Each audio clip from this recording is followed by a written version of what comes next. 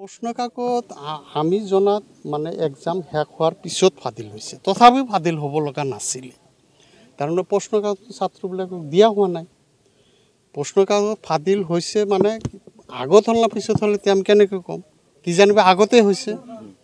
গতিকে এইখন চৰকাৰ সকলো ক্ষেত্ৰতে বিফল হৈছে। এই চৰকাৰৰ মুৰব্বীগৰাকীয়ে বিভিন্ন ক্ষেত্ৰত আস্ফালন কৰি থাকে, বিভিন্ন কথা কৈ মানুহৰ মাজত বিভাজন ঘটায়, হিংসা বিয়পাই তেখেতে ৰাজ কৰিব বিচাৰিছে। তেখেত যেন গণতান্ত্ৰিক পদ্ধতিৰে মুখ্যমন্ত্ৰী হোৱা নাই, তেখেত যেন স্বৰ্গদেউ, তেখেত যেন ৰজা, তেখেত যেন মহাৰাজা। তেখেতৰ উদ্ভণ্ডালি এদিন পতন হ'ব বুলি আমি আশা কৰিব পাৰোঁ। ৰাইজে তেখেতৰ উদ্ভণ্ডালি সহ্য নকৰে। ঘটনাটো সম্পূৰ্ণভাৱে অমানৱীয় ঘটনা। এটা কথা সঁচা যে ট্ৰাইবেল বেল্ট ব্লকত কোনেও থাকিব নোৱাৰে, এইটো কথা সঁচা। কিন্তু এটা বিশেষ জনগোষ্ঠীক কিয় টাৰ্গেট কৰি লোৱা হ'ল? তাতেতো বণিক গোষ্ঠীও আছে, তেওঁলোকক কিয় উচ্ছেদ কৰা নহ'ল? তাৰমানে তেওঁলোকৰ লগত মিতিৰালি আছে, মানে মিতিৰালিভাৱে কিবা গোপন বুজাবুজি আছে।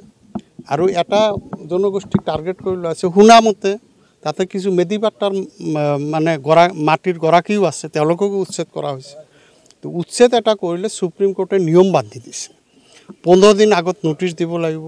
সেই মানুহখিনিৰ কিবা যদি অভিযোগ আছে, অধিকাৰ আছে সেই মাটিৰ প্ৰতি, সেই অধিকাৰ উপায়ুক্ত মানে জিলা আয়ুক্তৰ সন্মুখত, ডিএমৰ সন্মুখত মানে উপস্থাপন কৰাৰ সুযোগ দিব লাগিব।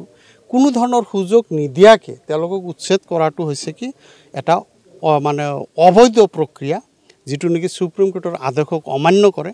গতিকে সেই প্ৰক্ৰিয়াক আমি গৰিহণা দিছোঁ। কিন্তু এইটো নহয় যে ট্ৰাইবেল বেল্ট ব্লকৰ পৰা উচ্ছেদ কৰাত আমি মানে আমাৰ কোনো অমত নাই, কৰিব লাগে। কিন্তু উচ্ছেদ কৰাৰ আগতে ভূমিহীন লোকক সংস্থাপনৰ ব্যৱস্থা কৰি পেলাইহে উচ্ছেদ কৰিব। 17 ছেপ্টেম্বৰ বিশ্বকৰ্মা পূজাৰ দিন, গতিকে বিভিন্ন অঞ্চলত ঘূৰি মনটোও ভাল লাগে। কিন্তু তাৰ লগতে আমি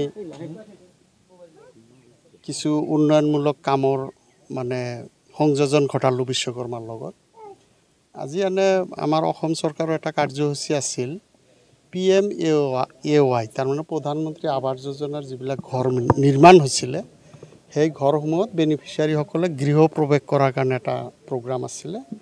তাত আমি সৃজনগ্ৰাম, কীৰ্তনপাৰা, বালাৰচৰ আৰু জপিয়া জিপিত সেই গৃহ প্ৰৱেশৰ কামখিনি কৰিলোঁ। আৰু তাৰ লগতে কেইবাটাও উন্নয়নমূলক কামৰ আঁচনি মানে আধাৰশিলা স্থাপন কৰিলোঁ। যেনে আপোনাৰ কীৰ্তনপাৰা জামে মছজিদৰ ওচৰত গৰাখহনীয়াৰ সমস্যা আছিল, তাতে MPLADৰ ফালৰ পৰা 4 লাখ টকাৰ এটা মানে গৰাখহনীয়া প্ৰতিৰোধ আঁচনিৰ আধাৰশিলা স্থাপন কৰা হ'ল। পৰৱৰ্তী সময়ত আমি বালাৰচৰ মাত্ৰাগোলা হাইস্কুলত 15 ফাইনেন্স কমিশ্যনৰ ফালৰ পৰা 2,55,000 টকাৰ এটা গেট আৰু বাউণ্ডাৰী ৱালৰ কামৰ আধাৰশিলা স্থাপন কৰিলোঁ। আৰু এতিয়া আমি ইয়াতে মাত্ৰাখোলা আঞ্চলিক যুৱ ক্লাবৰ মানে ঘৰখনে নাই, কেইটামান খুঁটাহে আছে। তাৰ ঘৰৰ নিৰ্মাণ কৰাৰ কাৰণে আমাৰ যুৱকসকলক উৎসাহিত কৰাৰ কাৰণে 2,38,900 টকাৰ এটা অনুমোদন আগবঢ়া হ'ল 15 ফাইনেন্স কমিশ্যনৰ। 22-23 ছেকেণ্ড কিস্তিৰ পৰা দিয়া হৈছে। এইখিনি কাম আজি মানে আমি আধাৰশিলা স্থাপন কৰিলোঁ। আৰু কেইবাটাও কাম আছে যদিও মানে আজি সময়ৰ অভাৱৰ কাৰণে কৰিব নোৱাৰিলোঁ। ইয়াতে আৰু বালাৰচৰ মাত্ৰাগোলা জিপিতে 6-7টা কাম আছে, সেইখিনি আজি বেলেগ এদিন আমি তাৰিখ কৰিম।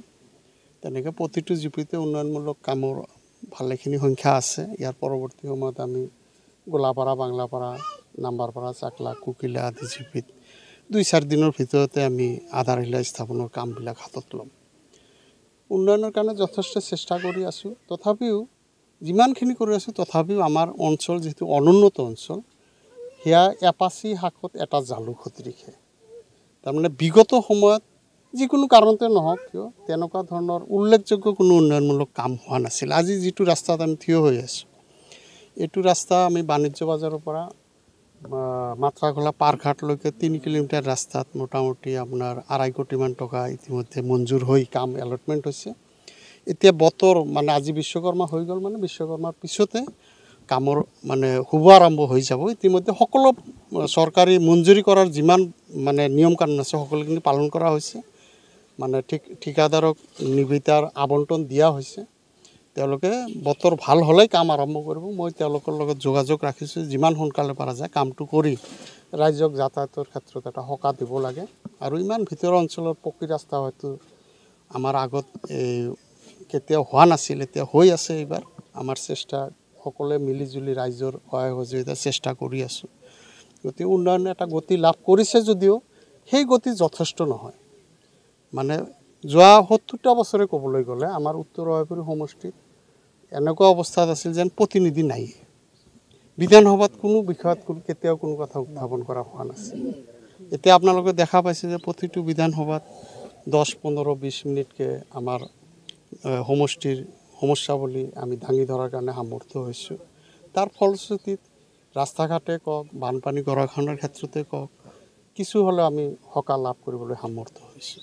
এটা উল্লেখযোগ্য কথা আছে যে ইতিমধ্যে অসম চৰকাৰৰ পৰা দিল্লীলৈ আঁচনিটো প্ৰেৰণ কৰা হৈছে। আই নদীৰ এটা মানে গৰাখহনীয়া প্ৰতিৰোধ আঁচনি সম্পূৰ্ণ বঙাইগাঁও জিলাৰ আৰম্ভণিৰ পৰা ব্ৰহ্মপুত্ৰলৈকে 344.90 তাৰমানে 345 কোটি টকাৰ এটা আঁচনি ইতিমধ্যে আমাৰ দিল্লীলৈ গৈছে। এতিয়া আমি দিল্লীত MP মহোদয়কো কৈছোঁ যে মোৰ যিখিনি সহায় হৈছে যে আপুনি আগবঢ়াব লাগে আপুনি আগবঢ়াব। তেখেতেও আমাক মানে নিশ্চিতি দিছে যে না যিমানখিনি সহায় হৈছে আপোনাক আগবঢ়াব লাগে আমি আগবঢ়াম।